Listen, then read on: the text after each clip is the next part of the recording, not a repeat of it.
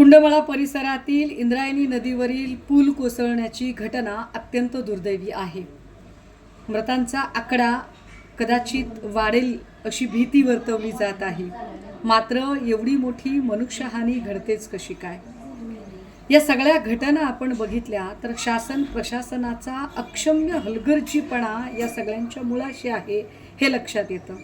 मुळात पावसाळा सुरू होण्याच्या आधी ही सगळी महत्त्वाची कामं करायला घेतली पाहिजेत। पावसाळा संपण्याच्या आधी हमरस्त्यांवरचे पूल, महत्त्वाच्या नद्या आणि तिथे असणारे रस्ते या सगळ्या गोष्टींची पाहणी करणं गरजेचं आहे। काही पूल मोडकळीस आले असतील, जीर्णशीर्ण झाले असतील तर त्याचं स्ट्रक्चरल ऑडिट तपासणं गरजेचं आहे। कुंडमळ्याजवळची जी घटना घडली, हा पूल अत्यंत जीर्ण झालेला पूल होता। ग्रामस्थांनी वारंवार नवीन पुलाची मागणी केली होती, मात्र लोकप्रतिनिधींनी ही मागणी साफ धुडकावून लावली।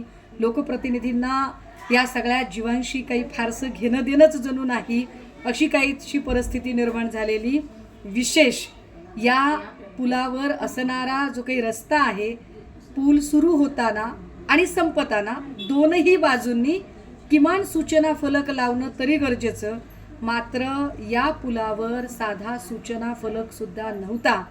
त्यामुळे या घटनेत जे बळी गेलेले आहेत हे बळी नैसर्गिक नाही तर इथल्या शासन प्रशासनाच्या हलगर्जीपणाने घेतलेले बळी आहेत।